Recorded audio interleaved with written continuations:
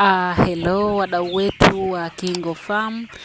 Sasa tumekuwa tukiongea na wadau wengi ambao wanafuga kuku, na wamekuwa wakituambia labda kuku wao wanakufa au wamekuwa wanapenda kufuga, lakini wanakutana na changamoto mbalimbali. Kuku wanakufa, hawapati faida, wanaishia tu kupata hasara.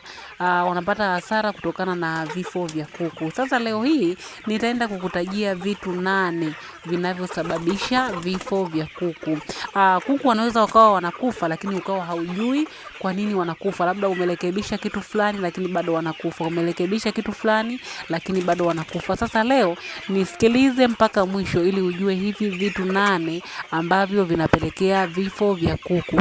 Kitu cha kwanza ambacho kinasababisha vifo vya kuku, na sababu kuu ambayo inapelekea vifo vya kuku, ni magonjwa. Japokuwa zipo na sababu nyingi ambazo zinaambatana na hii sababu, zinaweza zikapelekea vifo vya kuku. Kwa hiyo sababu ya kwanza ni magonjwa. Magonjwa ya kuku ambayo huwa yanaondoka na kuku wengi sana ni ugonjwa kama wa kideri au mdondo. Nadhani wengi tunaujua. Kuku wanakuwa wanajisaidia kinyesi cha kijani na nyeupe. Huu ugonjwa usipoutibia mapema, basi kuku wengi sana huwa wanakufa tena kwa haraka sana, kwa sababu unaambukizwa tu kwa njia ya hewa. Kwa hiyo ni rahisi sana kusambaa bandani kwako au shambani kwako kwa haraka sana. Huu ugonjwa pia hauna dawa ya dukani. Yaani ukienda dukani ukaulizia dawa ya kideri au mdondo, hauna dawa, ila wenyewe una chanjo. Hii chanjo huwa wanachanjwa sasa kabla hawajaumwa. Ila unaweza ukawapa chanjo lakini vile vile wakapata kideri au mdondo, kwa sababu chanjo haifanyi kazi kwa 100%. Kwa hiyo unaweza ukawapa na wakapata, au unaweza ukawa kuwapa chanjo wakapata ugonjwa wa kideri. Na ugonjwa wa kideri kama nilivyokuambia, tiba zake ni za asili tu, hauna dawa ya dukani, ila una tiba za asili ambazo ukizichanganya vizuri kabisa kwa viwango sahihi, ndani ya siku 3 kuku wanapona kabisa kideri na wanarudi kwenye hali yao ya kawaida. Kwa wale ambao wanatumia vitabu vyetu, labda kitabu kile cha tiba za asili, nadhani mle umeona hii dawa ya kideri, na kama umeshawahi kuitumia utakuwa unajua ukiitumia kwa siku 3 kuku wanapona kabisa. Kama hauna hii kitabu cha tiba za asili, tunakukaribisha ukinunua, ukitutafuta, ukichukua namba hapo kwenye video ukatupigia, tutakuuzia hii kitabu cha tiba za asili. Kinauzwa shilingi 10,000 tu.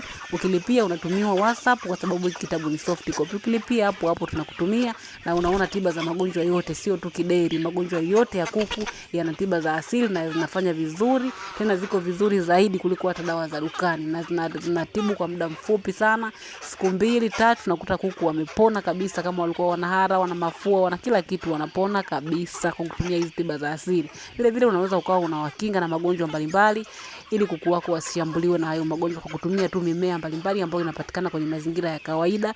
Tena mingi utatumia bure kabisa, utatumia gharama yoyote, lakini kuku wako watakuwa na afya bora, watapona magonjwa, utapunguza gharama za madawa ya dukani.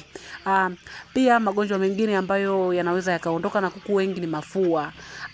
Shambulio la mafua nadhani wafugaji wengi tunalijua. Usipokuwa makini, mafua yale yakaenda yakafika ile hatua yakavimba macho, basi kuku wengi pia huwa wanakufa kwa ugonjwa. Kwa hiyo unatakiwa kuwa makini kuwapa chanjo. Unaweza kuwapa kinga za asili au zile za dukani. Ya dukani kuna chanjo ile NDIB, huwa inazuia pia haya mafua au magonjwa yale ya mfumo wa hewa, huwa ina uwezo wa kuzuia. Kwa hiyo ni vizuri ukawa unawapa kinga kama hizo, kinga za mafua. Hata ukawapa za asili ni vizuri zaidi.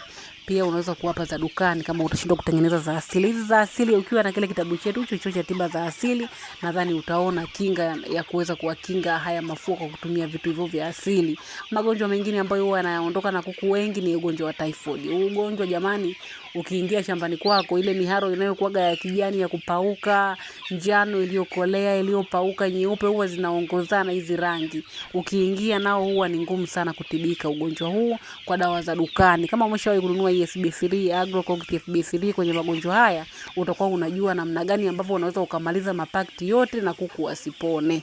Kwa hiyo hapa tunakushauri pia utumie tiba za asili. Ndio maana tunashauri mnunue kitabu cha tiba za asili, kwa sababu ni kizuri sana, kitakusaidia sehemu nyingi sana. Kwa hiyo ni sababu mojawapo ya vifo vya kuku.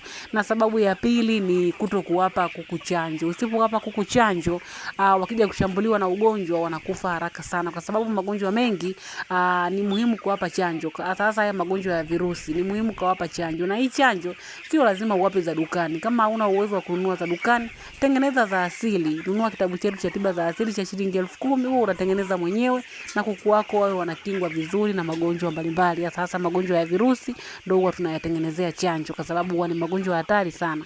Na sababu ya tatu ambayo inaweza kapelekea vifo vya kuku ni maji machafu. Kuku wakiwa wanakunywa sehemu maji machafu, labda kama kuna dimbwi sehemu fulani, au maji tu ambayo unawapa kwenye makopo yao machafu, au husafishi vizuri vile vyombo vya maji vinavyopelekea kuku sasa wanywe maji ambayo yana uchafu, basi kuku huwa wanakufa sana, kwa sababu hapo watapata magonjwa ya bakteria, hasa typhoid. Wakipata haya magonjwa pia inakuwa ni changamoto sana kwenye kuwatibia, unakuta umepoteza kuku wengi kama tu kuku watakuwa wanaendelea kupewa hayo maji machafu. Kitu kingine ambacho kinaweza kusababisha vifo vya kuku ni baridi kali au joto kali.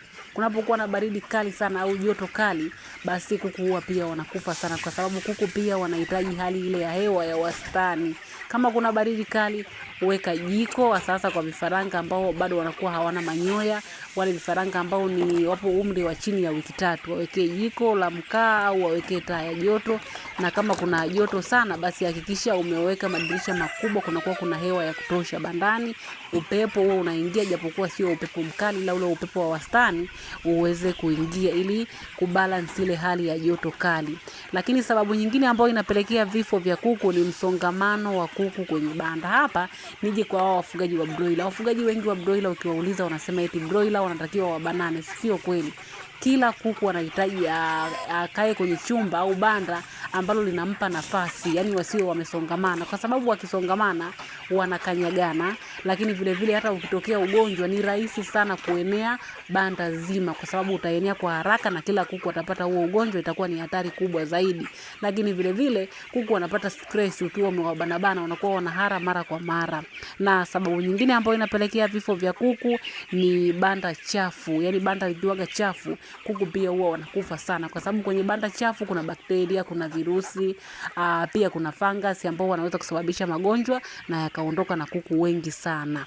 Na sababu nyingine ambayo inapelekea vifo vya kuku ni uwepo wa wadudu au wanyama wanapokuwa wanaingia bandani. Wadudu kama utitiri, viroboto wanaweza kumshambulia kuku mpaka akafa. Sasa vifaranga, hata siafu wanaweza kumshambulia kuku mpaka akafa. Lakini wanyama, kuna paka, panya, nyoka, wale mbweha pia huwa wanaweza wakawa wanakubebea kuku wako au wanaua kuku wako. Kwa hiyo hizo ni sababu au vitu 8 ambavyo huwa vinaweza vikasababisha vifo vya kuku.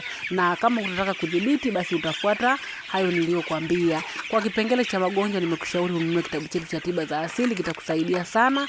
Lakini vile vile tuna kundi la WhatsApp ambalo huwa tunatoa maelekezo mbalimbali yanaweza kukusaidia kupunguza au kumaliza kabisa changamoto za ufugaji shambani kwako. Ili kundi ada yake ni 8,000 tu. Ukilipia 8,000 tunakuunga kwenye kundi, unakaa kwa muda wa miezi 2, utaweza kuuliza maswali na utajibiwa, lakini vile vile utapewa darasa. Pia tuna hivyo vitabu vingine ambavyo vinakupa mwongozo wa kutengeneza chakula cha kuku vizuri, kwa sababu pia kuku wasipokula chakula kizuri wanaweza wakafa kutokana na upungufu wa kinga ambao unaweza kuwasababishia magonjwa ya mara kwa mara.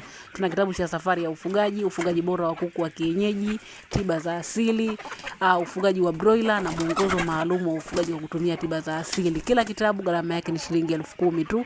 Ukilipia unatumiwa papo hapo soft copy ya kitabu kwa njia ya WhatsApp. Tunawakaribisha mpate vitabu vyetu, pia mjiunge na kundi letu. Kama unahitaji huduma zetu, chukua namba hapo kwenye video na utupigie au ututumie ujumbe, lakini hakikisha uko serious, unahitaji huduma na uko tayari kufanya malipo ili uweze kuhudumiwa. Asanteni sana.